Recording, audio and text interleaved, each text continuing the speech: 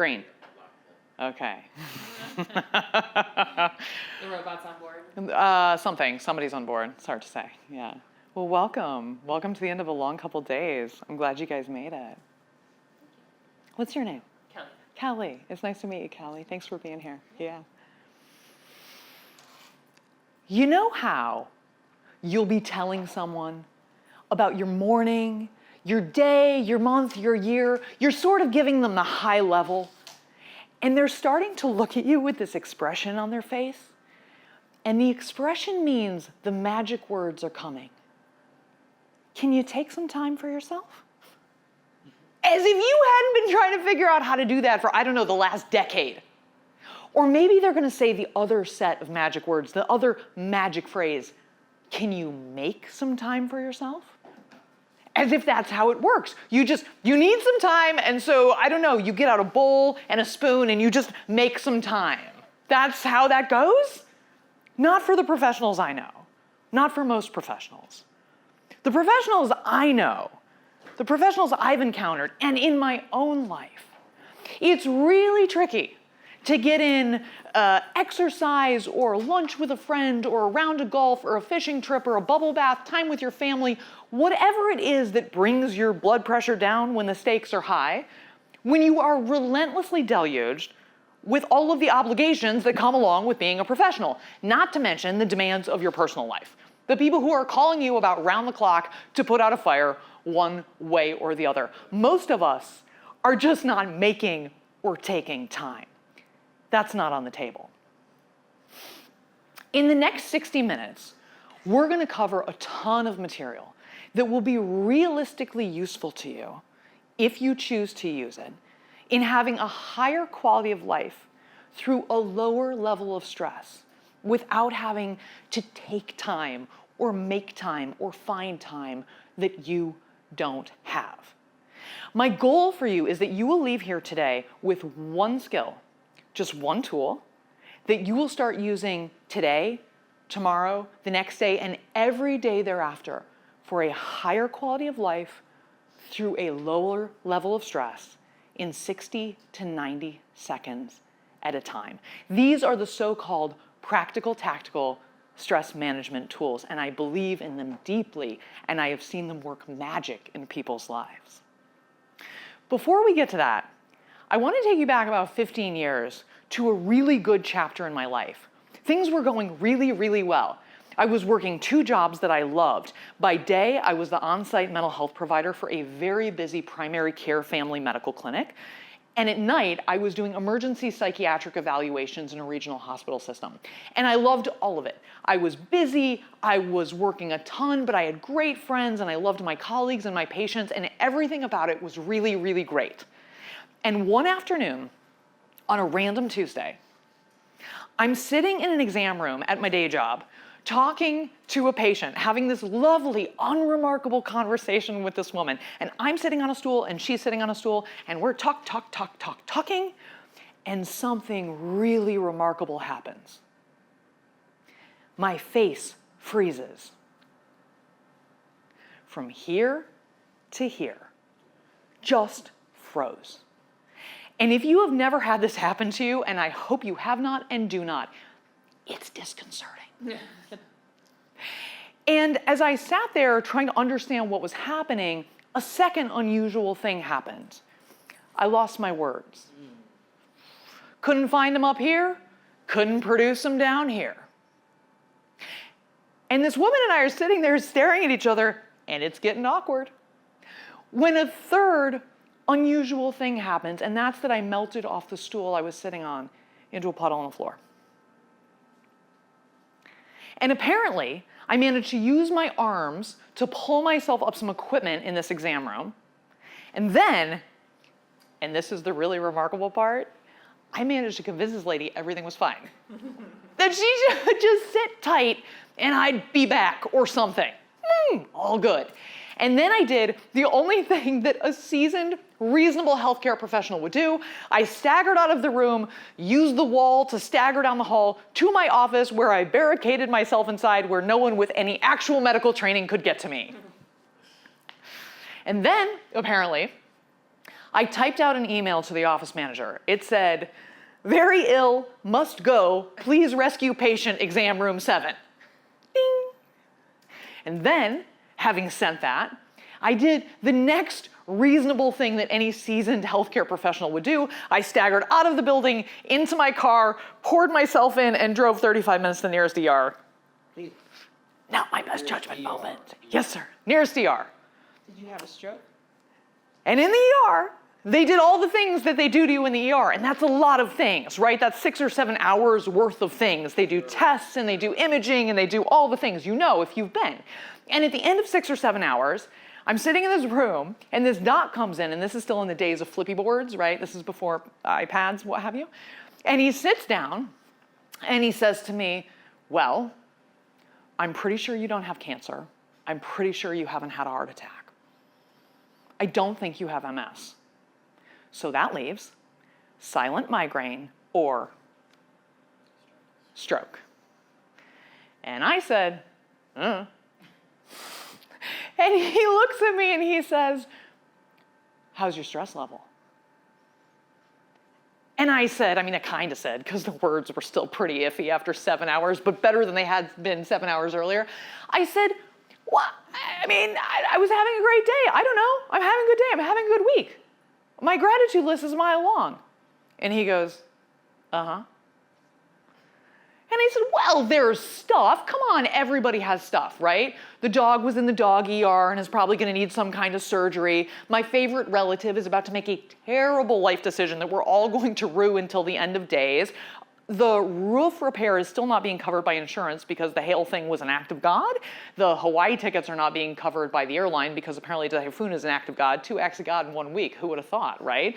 My partner appears to have a life-threatening medical condition and is not seeking treatment, is actually refusing to be seen. World politics, global economy, Middle East strife? I don't know, but I'm so grateful for everything that's going right in my life. My problems are first world problems, right? And he goes, And he shuts his little flippy chart and he says, well, I can't imagine why you would be having intermittent paralysis and transient aphasia. And as I show myself out of the ER that night, I had to ask myself, do I have a stress problem? People in your line of work are facing an interesting constellation of stressors. There's the logistical stress. This stuff is complicated. The partnerships and the collaborations and the regulations and the certifications and all of the moving parts at any given time, it's pretty spectacular. There's the financial stress. This is your livelihood. You likely have financial goals for yourself. Maybe there are other people in your life for whom you have financial goals. Maybe there are people who are relying on you and your business and the work you're doing for their livelihood. Hopefully you want to have a personal life outside of work and there's only so much of you to go around. And on top of that, folks in your line of work are most certainly exposed to what we call vicarious stress or toxic stress. Vicarious stress, toxic stress, is an emotional experience resulting from empathetic engagement with other people who are experiencing extreme duress or suffering. Very often, the people who are looking for you, the people who need your services, have had something horrendous happen in their personal or professional or financial lives. And when they contact you, they are suffering, and the stakes are very, very high for them. So while you're not going through what they're going through necessarily, chances are some of their stress is rubbing off on you as you interact. Now, other people's stressors are sort of interesting to think about. In the last 15 years, I've worked with just about every high-stress professional background there is. Military leadership, professional athletes, techpreneurs, entrepreneurs, CEOs, working moms and dads, physician couples, attorneys, dentists, veterinarians, incarcerated people, nuns. You would not believe what nuns go through. And as different as their lives are on paper, their stressors all share one remarkably similar quality. Here it is.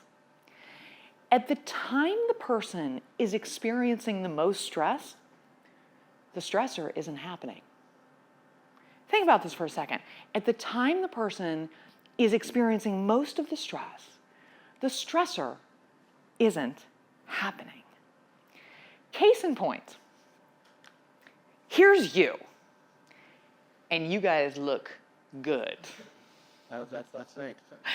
And we are sitting in this lovely climate-controlled room. The temperature in here is perfection. And these seats are great, not just by ballroom classroom standards, like by any standards. These seats are really quite good. And this conference room is in a gorgeous hotel, and the gorgeous hotel is located in the terrific city of Austin, Texas. There are much worse places we could be, by a long shot. Yes.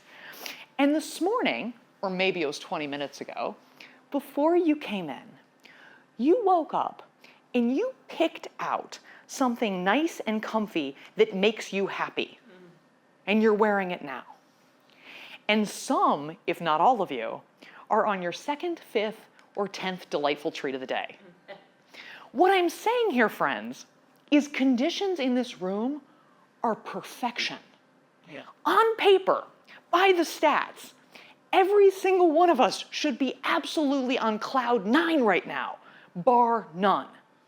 And yet, if the research on stress and anxiety is even remotely close to accurate, 2/3 of us are experiencing none of this niceness because we are wrapped up with and preoccupied in things that are not happening in this room right now.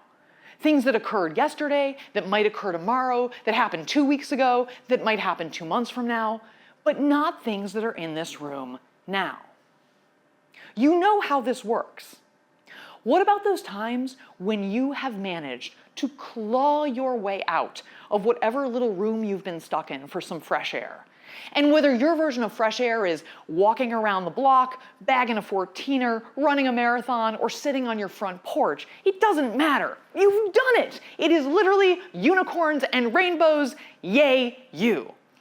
And yet, you are experiencing not a single breath of this rarefied fresh air because you are caught up in living on repeat some horror show of a conversation you had 3 days ago in which you were talking to the person and you knew he was going to say the thing and you were really worried he would say the thing and you were hoping he wouldn't say the thing and then he said the thing just like you knew he would, and you are churning and churning and churning, reliving that experience. You could be anywhere for all the good the fresh air is doing you. Or what about those times, and people with kids really get this, where you have managed to hunt yourself some of that mythical, magical beast known as alone time. You've done it! You made it! Congratulations! You deserve a trophy! You're there by yourself, and whether alone time is sitting in a rowboat with a fishing pole, or in the batting cages, or the driving range, or in a bubble bath with your lavender candles and your champagne bubbles and your sunlight candles, you've done it! You've made it! And yet, somehow, you're not alone. Because your kid's principal, your CPA, your attorney, your #1 work arch nemesis, and your #2 political rival are all in there splashing around with you. How does this happen? Why does this happen? We work so hard to carve out these spaces for ourselves, only to find that our stressors follow us wherever we go. So the $1,000,000 question that most of us are wrestling with every single day is, if it's not happening right now, how is it terrorizing me right now? And the $1,000,000 answer, of course, has something to do with this. Pop quiz, what is it? Brain. Yeah. Okay, look, for the purposes of discussion, I will agree that this is what we have been told our brains look like. And the brain, it's the most incredible piece of technology known to man. It allows us to do incredible things. We are all amazed by it and glad that we have one. And I would suggest that a much more realistic rendering of the brain is this. That, yes, in case there's any confusion, is a German Shepherd chewing on a tire. Dogs will chew on anything. And brains will chew, think that is, on anything. And neither one cares how that makes you feel. Now look, of course, there are things we want dogs to chew on that are totally appropriate for dogs to chew on. And there are subjects and topics we want our brains to be able to think about, that we want to be able to turn our attention to. But just like a dog doesn't really know or care what it's chewing on, your brain does not distinguish between constructive problem solving versus, obsessive rumination that keeps you up all night and gives you a stomachache. To the brain, it's all just something to chew. Now, if you've noticed that your brain tends to default to chewing on catastrophic stress fantasies about the thing that might happen next Thursday or the thing that already happened last Thursday instead of fantasy island vacations, you are not alone. Humans have become the dominant species on the planet through their unique ability to abstract about things that aren't happening. Early humans who didn't do a replay of yesterday's near miss or imagine what drooling predator might be around the corner didn't get their genes into the gene pool. So yes, on the one hand, we are wired to worry. And on the other hand, we all know there's only so much Monday morning quarterbacking that's helpful. We've all experienced this hellacious replay rabbit hole long after there's any lessons to be learned. The problem for most of us is that we're spending so much time imagining, caught up in the catastrophic past or the imagined catastrophic future, that our nervous systems, the fight or flight systems designed to kick on and off in response to real world events, is running in hyperdrive in response to thinking. In real time, it looks like this. We experience stressors of varying shapes, sizes, durations, and intensities. And while we may not notice it at the time, stressors always have starting points and stopping points. They may overlap, but they don't go on forever. And in between, we experience something else. Maybe it's something overtly pleasant, like a vacation. Maybe it's neutral everyday life. At any rate, we're experiencing the sort of alternating stress and not stress. But in the brain, there's no time. That means that once we start thinking about a stressor, there's nothing, absolutely nothing, to make us stop. We can just keep thinking and thinking and thinking and thinking and thinking about that stressor long after the stressor itself is no longer happening, or in some cases, hasn't happened yet at all. And then the nervous system, the fight or flight system, is running in overdrive in response to thinking instead of real world events. Now, how many times in the last day, week, month, or year have you uttered or heard somebody say, I wish I could just stop thinking about blank, because we recognize that it's this sort of obsessive thinking about what went wrong or what might go wrong that keeps us ramped up. We'd really like to stop thinking. There's some data that suggests to me that we are in fact desperate to stop thinking because it causes us so much stress.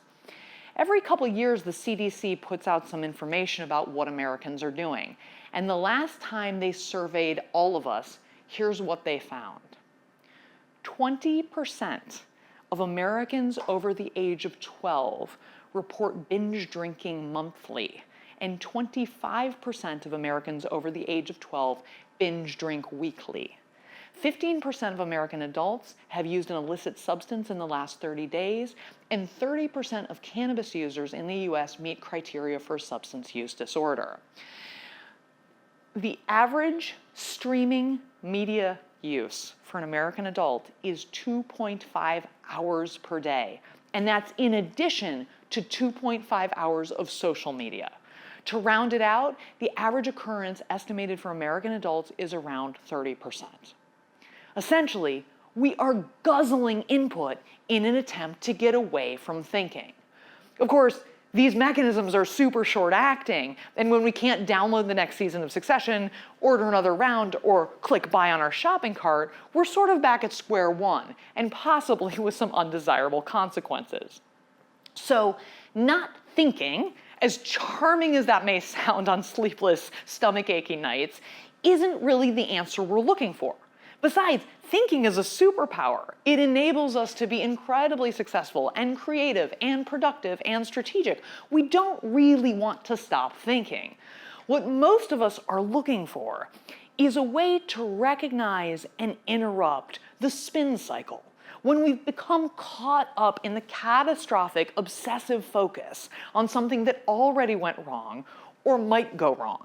We're looking for a gentle way to let ourselves off the obsessive thinking superhighway into something more pleasant, something less stressful, a sort of more tranquil place, if you will. The tool that I'd like to introduce to you today is practical and tactical and powerful. It does three things. One, it will help you recognize and interrupt the spin cycle, the catastrophic thinking superhighway. Secondly, it will metabolically reset your fight or flight system. And thirdly, it will create freedom for you. Freedom to have an experience regardless of what's going on around you. And we'll say more about that in a moment. The tool that I want to introduce to you is called mindfulness. Now, look, I know that when I say mindfulness, 1/3 of you goes, oh yay, mindfulness, that's cool. Yeah, I've been to yoga. I like mindfulness. Great, I've meditated. Another 1/3 of you winced internally, and the remaining 1/3 of you winced externally. So 2/3 of people in the room winced. And I get it. That is because for many people, mindfulness evokes images of sitting in an uncomfortable position, pretending to meditate and pretending to like it. I promise, we are not. The mindfulness that I'm going to introduce to you today is practical and tactical and can be used in 60 to 90 seconds at a time. Anywhere you are, no matter what's going on. You need no equipment, you need no training, you just need you. We already said that the brain is a lot like a German shepherd chewing away on a tire or anything else it finds, regardless of how that impacts us.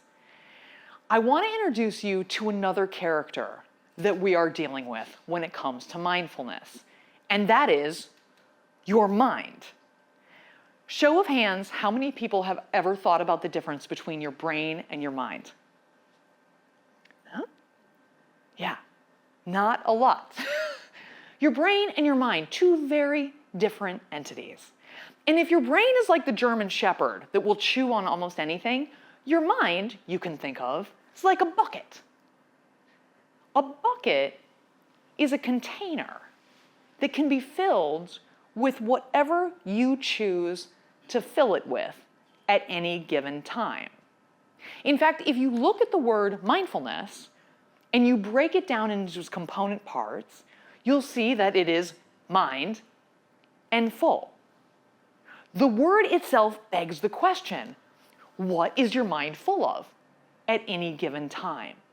What is your mind full of? For most of us, it's full of junk that the brain has chewed up, dragged in, and deposited. Mindfulness is exercises that give us choice in what we're making our mind full of. We start to make decisions about what's going to stay in there. Is it junk the brain dragged in, or am I going to sort of dump that out and fill it with something else? If stress is basically catastrophic obsessive thinking about what went wrong or what might go wrong, that the brain drags in, dumps in the mind, and then it sort of rots there, mindfulness is simply making the mind full of the only place that's left, the present. Remember earlier, nice temperature, nice room, nice people, nice chairs, bunny slippers, Starbucks. The present, even when it's not overtly pleasant, is always neutral at best compared to the catastrophic past or the horrendous future we're imagining. So the practice of mindfulness that we're going to look at today is a way of making our minds full of this perfectly pleasant present, which is always better than the catastrophic past or future. To do this, we're going to use a mindfulness tool that is 100% free, 100% accessible, and has some other remarkable properties. So who wants to volunteer to show that? Oh, fabulous. Right this way, ma'am. Come on up. Round of applause. Right over here. Thank you. Tell me your name again. Heather. Heather, thank you. Okay, Heather. So we are going to demonstrate to your colleagues here a way of using this tool that you don't even know you have on you, but you do, okay? Everybody's got it, for the purposes of making our mind full of the present. And then we're going to use it. First, we're going to demo why and how it works, and then we're going to use it. Everybody on board? Everybody with us? Okay, you ready? Yes.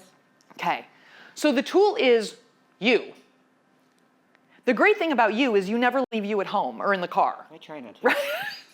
You is always with you. You never like forgot you, right? Back in the grocery store. You never left you in the cart. Yeah. Yeah, exactly. You are always with you. You are always accessible to you. You are always free to you in both the ways free and free. And then there's this. Watch. You ready? Yep. We're going to play a little game that's kind of like Simon Says, but it's Lindsay Says. Okay. And I'm not going to say Lindsay Says. I'm Got just it. going to says. Okay, all right. All right. Hold up your hand and wave at these guys. Hey, guys. Hey, wave back. Be polite. Hey, great. Good. Okay. Okay, now give them the beauty queen wave. Like, hey, get a little hip, little hip. There you go. Yeah, hey. It's good. Okay, peace fingers. Now take your right hand and touch your nose with your pointer finger. Good. And take your left hand and touch the top of your head. Okay, good. Now put your right hand on the top of your head and your left hand on your stomach. Okay, now drop your left hand. Put your right hand on my left shoulder. Good. And now we're going to do a can-can. Ready? Right knee first. Do. Oh, sorry. No, you're good. You're good. Look at this. Is it two at Keep a time? going. It's Okay. two. It's knee kick, knee kick. Yep, you got I it. had a can-can. She's Okay. good. Amazing. Did you guys notice that no matter how absurd the directions, she just did it? Your body is 100% compliant with your instructions. Have you ever told yourself to relax? What happens? Your brain will tell you to go kick rocks. Like, get out of here with that. Are you new around here? Relax. No. You can't tell your brain anything. It's giving instructions. It doesn't take instructions. But your physical self, your body is like a golden retriever. It's like, okay, sure. What do you want next? Yeah, sure. Head to can, right? Thank you so much. Yep. So we will be using our physical selves to make our minds full of the present, because we can always count on this. We can always count on it to do what we want it to do and to be with us and to be available. And it means that if you want to use any of these skills, it doesn't matter where you are or how many people are around. Nobody will ever know, because you're not going to be pulling something out of your backpack that draws attention to yourself. Are you ready? Okay. I need another volunteer. Fortune favors the bold. I'll go get one. Oh no, we might have to hold somebody. Thank you, ma'am. Okay, hand for a volunteer. She's a brave one. She's a brave one. Know her. All right. Kelly? Yeah. Kelly? Okay, come this way just a little bit. There you go. Okay, so Kelly, we are going to demonstrate to your colleagues and to you a dramatic example of making your mind full of the present. Okay? And I promise I'm licensed and insured. Okay. And also no livestock is used in this demonstration. Great. Okay, nothing that's alive. But you are probably going to be surprised, Okay. but unscathed. Promise, 100% unscathed, although you may be surprised. All right. Okay, all right, you in? Yeah. Okay, full consenting in. Yes. Okay, so I want you to stand with your palms facing backwards, yep, and then cup your hands backwards. Yep, can I roll up your sleeves? Yeah. I'm gonna take your sleeves out of your hands because I'm gonna put something, oh no, you're fine. I'm gonna put something in your hands. Okay, here's the deal. So I'm gonna put a magic amulet of mindfulness in your hands, okay? And before I do that, I want you to bring up for yourself something that you can obsess on. The kind of thing that keeps you up. Yep, she's already got one. She's like, it was right there. It was real close to service, right? Got it? The kind of thing that really grinds your gears, like the vein starts going, the jaw starts, all the things. Okay, you think about that. And then she's like, she's already there. She's like in hostage-taking mode. That's fine. Okay, good. So I'm gonna put the magic amulet of mindfulness in your hands, Okay. and then we're just gonna see what happens. Okay. Okay, you ready? Okay, you stay there, think hard about this thing that really grinds your gears. Okay? And I will just do this. And you just close your paw around that. And close that paw around that. Yep, great. And you just stand there and breathe and enjoy that. You're smiling for somebody who's thinking about something that's really upsetting. Do you want to do? The subject's been changed, has it? Radically? New script. Yeah, but you're also laughing, which is funny. What are you laughing at? How shockingly cold. There's ice cubes. Sorry. Oh, there's ice in your hands. Yes. Oh, I see. Yeah. So tell us, they can see, but report what's happening for you. Well, they're getting very drippy, which is fun because I can like the drip. Predicting what's going to drip is a little fun. But also painful. So that's Harmlessly painful, right? You're like, painful. I know it, but it's annoying because it's painful. Yeah. Right. Like also slightly escalating, so it's like, oh, now it's colder, now it's a little more painful. Yeah. So a lot of changing. Yeah. What is happening upstairs for you from the neck up? What's happened to the other thing that you were thinking about? It's mostly gone. It's just like, yeah. Because why? Because this is very distracting. Yes, because why? Because it's happening right now. Yes, because it's happening right now, and all of a sudden the other thing is very, very remote, which it is. It is remote, right? It's not in this room. The only way it was in this room is because you were thinking about it. Otherwise, whatever it is, unless it's one of these people, but they all look very nice, and I bet it's not. one of these Okay. All right. Amazing. You can keep that. No, just kidding. Thank you. Hand for Kelly. Kelly the Brave. There's things. No, she likes it. She wants to keep it. She's enjoying the clarity. She's enjoying the clarity. That's a whole new sensation. Yes, it lasts. You're gonna get, it's like the Wonka's magic whatever that keeps changing flavors. You're gonna get many iterations. I love this demonstration because it stuffs your mind full of the present very quickly, right? Ice in your palms, even when you're expecting it, is sort of shocking. It's harmless, but it's shocking. Try it. Like, go home and try this. Take a cup of ice, take a mug, whatever, sit down, rest your hands on your whatever, get going on whatever the thing is, and plunge your hand into a bowl of ice or fill your palms with ice and just sit there and wait. In about 45 seconds or less, you will find that your mind is suddenly crystal clear and your attention is riveted on the here and now. And in the here and now, what's not here? The thing that was distracting. The thing. The thing. Because it's either in the catastrophic past or the imagined catastrophic future, but we become very clear on what is and isn't happening right now. This is called mind stuffing, as far as I'm concerned, because you really are stuffing your mind full of the present, right? It's a shocking sensation that grabs you.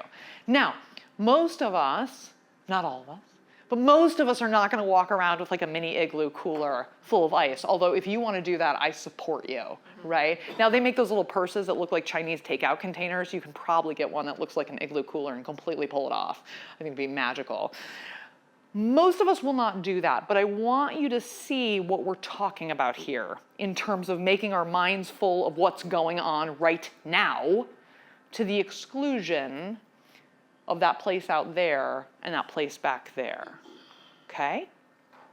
So the first 60 to 90 second skill I'm going to show you to make your mind full of this place, wherever this place is, wherever you are, is called PMR. PMR stands for progressive muscle relaxation. You don't need to remember that, but you can. It doesn't matter what you call it or how you think of it. Here's what I'm gonna have you do. If you can kind of square up in your chair and then lean against the back, like give yourself the back to lean against so that you're comfy against the back. Yep, feet flat on the floor, and just let your hands rest on your legs, palms up, palms down, however you're comfortable, but do make sure you're using the back of your chair. Yep, exactly. Okay, and just relax. Right? So I'm gonna give you some instructions, okay? Some body-based instructions.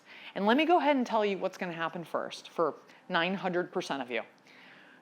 There's a little voice that's gonna go, I think this is stupid. This is stupid, that's real dumb. She said we weren't doing that meditation thing, and this seems real close to that. She's tricksy, right? And you're gonna hear all these little voices chiming up, like with how dumb this is, and what does this have to do with the price of rice, and I've tried this before, It's gonna happen for most of you. And what I'd like to encourage you to do is just let it go. Don't worry about it. That voice or those voices aren't a sign of anything. It's absolutely meaningless. It's flotsam and jetsam, okay? It's just monologue. You've learned to tune out lots of things in your life. This is another thing that just, you can't listen to all the voices all day long, right? So just let it, and you try and stay focused on me. And when it gets a little louder, just be like, yeah, and come back to what we're doing, okay? And that'll probably happen like 500 times. You're doing it right if that happens. You're doing it right if that happens, okay? All right, so here we go. The first thing I want you to do is start to notice your breath. What does that mean? That's really strange. Notice my breath. Yeah, just notice your breath. Maybe try and feel what's happening in your torso when you breathe. That's a way of noticing your breath. Does your chest expand? Does your chest rise? Do your shoulders rise? Just sit here and notice. You can close your eyes if you want. You don't have to. You may find it helpful. But notice what's happening in your torso as you inhale and then as you exhale. Notice your mind walking off and your brain starting to gripe. That's okay. Go back and look for the motion. Look for it, as if I were going to pay you $1 million to describe it to me in a couple minutes. Does your chest rise or does your chest move out? Do you feel your ribs expand and then contract? Do you feel your shoulders lift? The brain's going, I've tried this, doesn't work for me. That's fine. You just look for that data about your rib cage. Inhaling and exhaling, just describing to yourself what's happening in your torso as you breathe. Maybe try and notice, can you feel your exhalation on your upper lip when you exhale out of your nose? What is your chest doing? What is your abdomen doing? What are you noticing? Do you feel stiff? Do you feel rigid? Are you clenching your palms? What do you notice? Do you notice the brain griping at you in the background?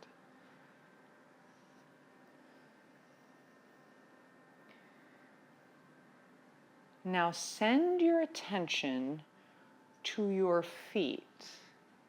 And the brain goes, I don't even know what that means. It doesn't matter. It doesn't matter.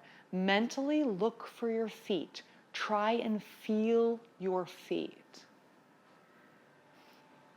And as you inhale, see if you can tense the muscles in your feet. And as you exhale, relax the muscles in your feet.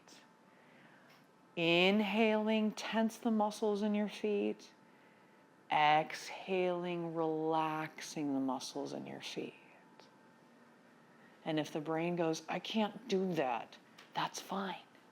Just look for the muscles.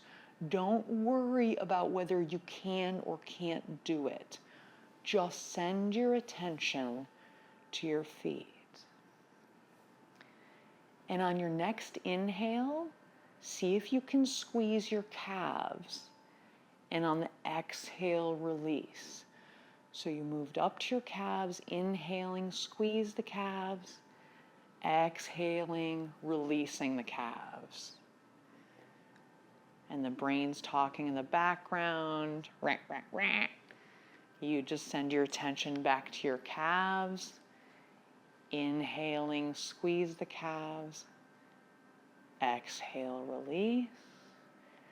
And then move up your legs to your upper legs. And on the inhale, squeeze your upper leg muscles. And on the exhale, release your upper leg muscles. Inhale, squeeze the upper leg muscles. Exhale, release the upper leg muscles.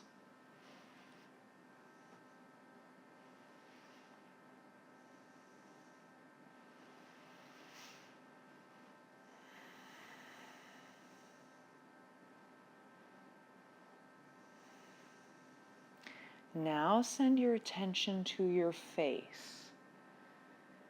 Inhale, tense your facial muscles. Exhale, release, soften. Inhale, squeeze your face muscles. Exhale, release. Yeah. Inhaling, squeezing. Exhaling, releasing. Good.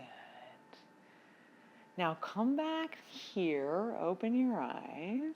Good, good, good, good. Now I won't put anybody on the spot, although everybody is welcome to put themselves on the spot if they would like. But here's what I notice happening. Most people, the minute you say, oh, go look for your feet, go, what does that mean? I can't do, what is that? That's not an instruction, that's not a metric. And also I can't find my feet, like nothing's wrong with my feet. There's not a tack in my shoe, how would I be able to find my feet? Great news, it doesn't matter. Why doesn't it matter? It's just something to do. Yes, that does what? Brings you back to the present. Yes.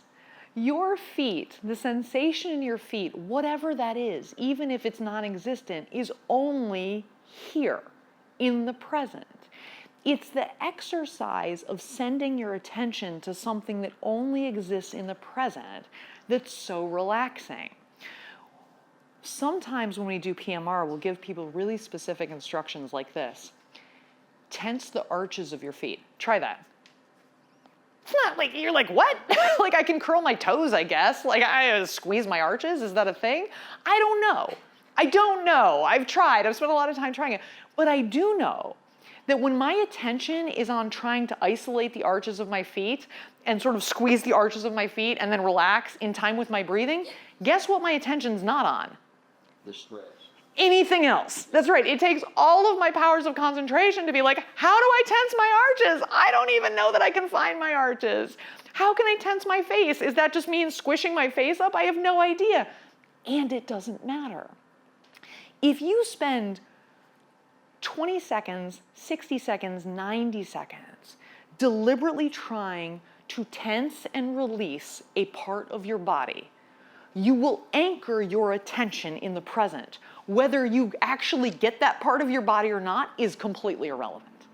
And in fact, the more subtle the task you give yourself, like your arches, right? It's pretty easy to go like make a fist, right? Clench and unclench a fist, like that's pretty obvious, right? Find your arches. What? That's a lifetime project right there. It'll keep you really, really occupied. And in fact, if you don't ever find your arches, good. It'll keep you busy looking for them in the present. Does that make sense? It's not about achieving finding your arches. It's about the process of looking for something that only exists in the present, which is literally like dropping an anchor line in the present. That's called PMR. And we call it PMR because traditionally you pick one end of your body and like start up here and work your way down, or start down there and work your way up. We started with feet, right? We were doing down, up, up, down. Start with your fingertips, work your way in. It doesn't matter. Just make some kind of progression from one point to another. The second thing I want to introduce you to in 60 to 90 second bursts, although we'll do it a little longer than 60 to 90 seconds, is charades. It's a version of charades. What is charades? Anybody? Acting out something. Acting out something, what was that? 5, 6. Acting out something, yes, acting out something, exactly. I want everybody to pull up a visual image of a character, person, animal, being, entity that you think of as the icon of relaxed. Mine is the Big Lebowski. Walking around with his white Russian in his bathrobe, because I love that. And he's my spirit animal. Everybody got one? Animal, person, doesn't matter. Relative, celebrity, makes no difference. The icon of relaxation. Absolutely iconic. Matthew McConaughey sitting on Oprah's couch. You know, like whatever. Okay, got one? Okay, charades, here we go. Act like that person now. Go. How would they be sitting in this room? Go. Go. Go time. But you can imagine. You can imagine. Go time. Yep, go. Go. Yeah, yes. Exactly. There we go. John's got it. John picked someone real good. Yes. Yes. If you need the floor, if you need to put your feet up, yes. Stay. Well, John looked uncomfortable. Stay in the spot. Don't go back. Don't revert. Find your spot again. Don't revert. No reverting. If you need the floor, use the floor. Take the floor. Take the floor. You figure it out. You got it. You're imagining. This is an act of imagining. Yes. Yes. I don't know. Now, we spend our days, you spend your days in your line of work, intuitively doing helpful things with your body language to other people. You meet people who are stressed out and you deliberately do this. You see a small child who's cowering and so you make yourself small or you lower your tone. You see an animal that's scared and you kind of back off. You appropriately adjust your body language, right? You see somebody who seems to be defensive or aggressive and you kind of adjust accordingly, right? We spend so much time, energy, and attention making sure that our body language is speaking to other people and communicating something helpful to other people. And we spend no time thinking about how our body language speaks to us. If I go through my day with my fists balled, what does that tell you? Stress. Yes. If I go through my day with my fist balled, what does that tell me? Yes. If I go through my day with my shoulders up around like earrings, what does that tell me? Tension. Yes. What does it tell you? Tension, right? We're so good at weaponizing this on other people, and we're so obtuse when it comes to using it on ourselves. And the longer you sit in this kind of position, you'll notice the less probable it seems that you can get ramped up. It's really hard to imagine, right? I mean, if you're sitting on a chair and you're kind of sitting on the edge of the chair and you're sort of sitting upright, it's really easy to imagine like, right? Like it's go time because your posture already says it's go time. If you sit in a chair looking pretty relaxed, you're starting to feel like go time is getting further and further away, right? Right now, where is your tongue in your mouth? You guys are like, what? That's like the Arches question. What does that even mean?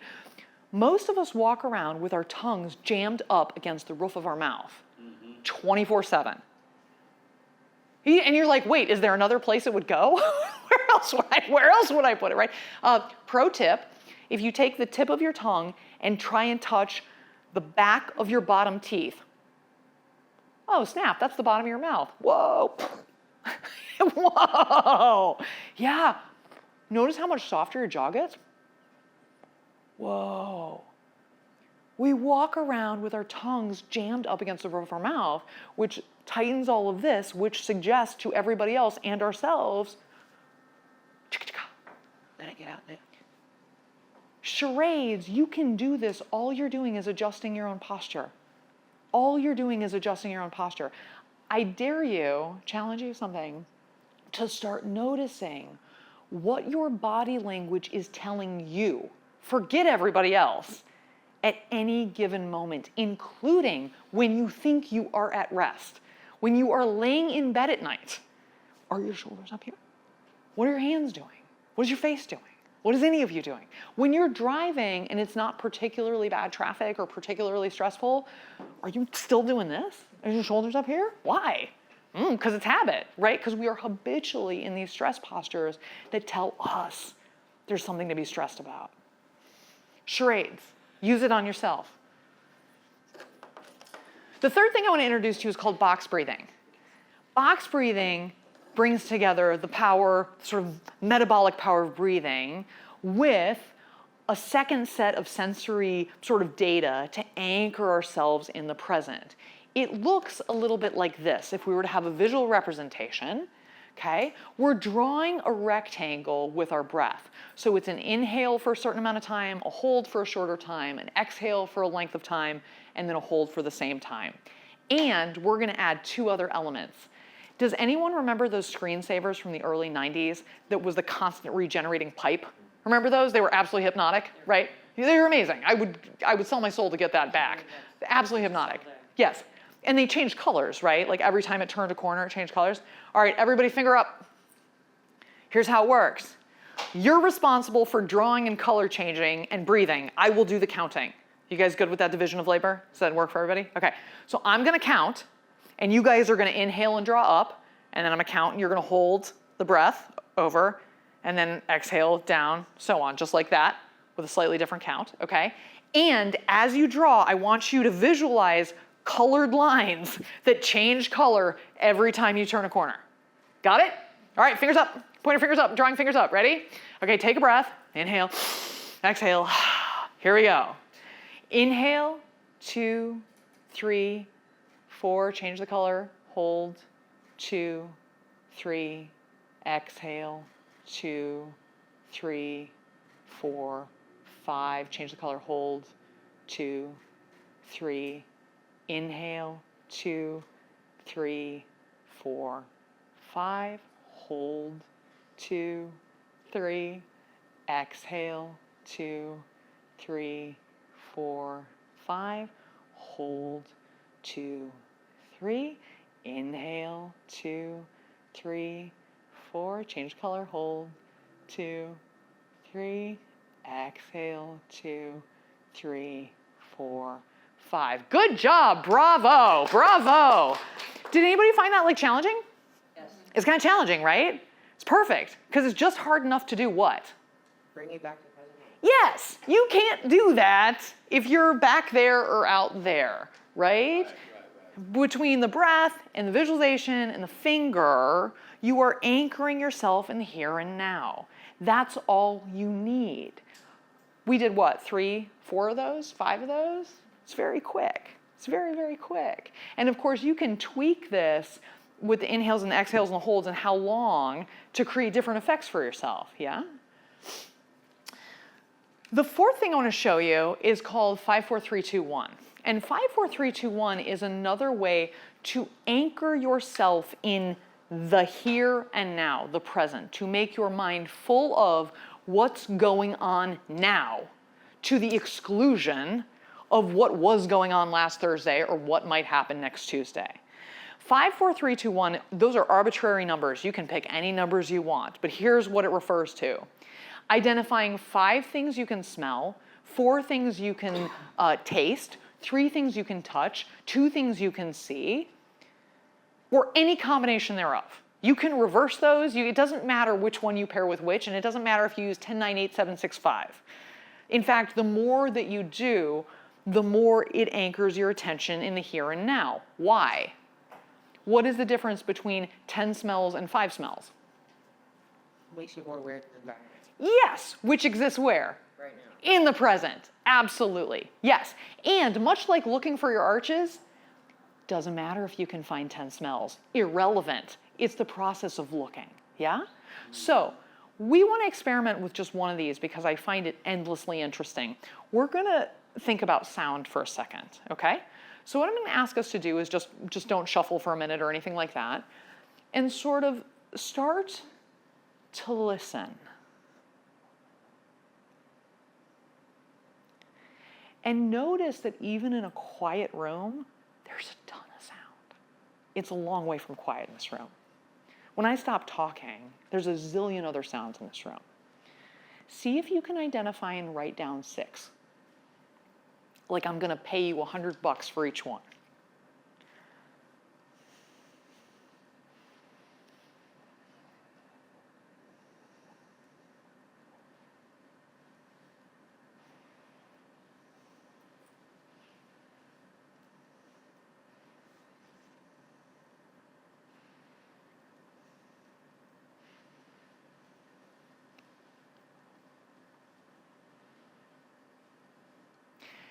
And what you'll notice is even as you sit there and start to fret, oh my God, I can only find 4. And the brain goes, oh my God, you need 2 more or whatever. What aren't you thinking about? Anything else? The catastrophic past or future. Because you've given yourself a task that is available to you only in the present. Seeking data about the present. 5, 4, 3, 2, 1, 10, 9, 8, 7, 6, it doesn't matter. Plug into your senses to drop anchor in the present. We showed you mind stuffing. A word about mindfulness and problem solving. Very often, people will say about mindfulness, oh, this is very interesting, and also that helps me not at all, that doesn't solve the problem. No kidding. How many people, show of hands, have a problem right now that is unsolvable? Usually it's everybody. Think long enough about it. Most of us have more than one. What we're talking about here, team, is not solving the problem that's creating the stress. If you could do that, you would have done it.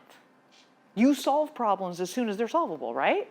Like nobody's sitting there on a solution, just like not solving it for no reason. Mindfulness is about solving the problem of feeling bad about the problem, not the problem itself. I don't know about you guys, but there are too many problems that I can't solve. How many times a day, week, month, or year do you hear someone say, or do you say, you know what, as soon as that thing is resolved, I'll feel better. As soon as that thing is over, I can relax. As soon as that thing is tied up, it'll be good to go. And does anyone ever get there? Absolutely not, because there's always another one. Usually there's another 50, not another one. What we're doing here, remember I said something about freedom?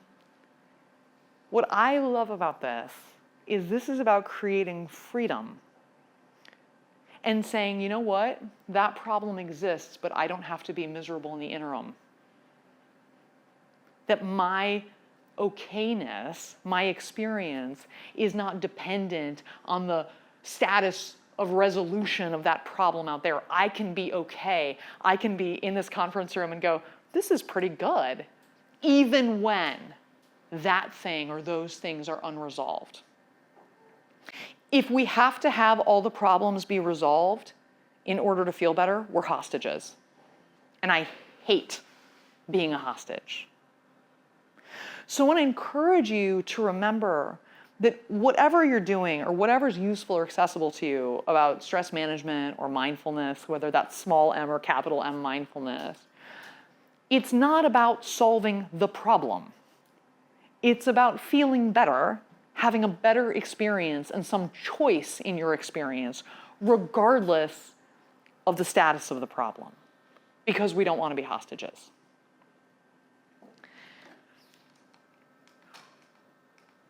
You can have all kinds of amazing things in your life. You can have community and family and a wonderful job and people and travel and a career and really great things, and you can be grateful for all of them. And you can consider yourself very fortunate and that you'll only have first world problems, and that's wonderful. And gratitude is powerful and good for you. And also, gratitude is not an inoculation against the human experience. We're all going to have some rough times, some hard times, some challenging times, some difficult times. And if there's one thing I can sort of invite you to think about, one thing I can invite you to take away from today as you think about what one of these skills you might just be able to start microdosing yourself with once, twice, 400 times a day, 60, 90 seconds at a pop. You may have habituated to having an incredibly high level of stress, and that may be okay with you. You may sort of have accepted that as normal or unavoidable. What I love about mindfulness and the freedom that comes with making our experience better, regardless of the state of the problem, is that it frees us up to live this life, to be in the life that we want to have the life we want to have, to not be hostages to all of these things we cannot control. So I invite you, even if it's in 30-second doses, one time a day, to try some of this. See if it helps you, because every little bit that you get to be more present for and enjoy is like another bit of your life that you are supposed to have, that you're getting back. And if you're struggling, talk to somebody, reach out, talk to a friend or a priest or a clergy person or a therapist or a hospital or whatever you need to, but don't minimize or dismiss your own suffering by saying, I have it so good I shouldn't complain, or by writing off what bothers you as a first world problem. That's not fair. That's another way of robbing yourself of the present and what's really happening. I hope you all will take this opportunity to use some of this and find that freedom and give yourself parts of your life back that otherwise will be stolen from you as you're living anywhere but in the here. Thank you.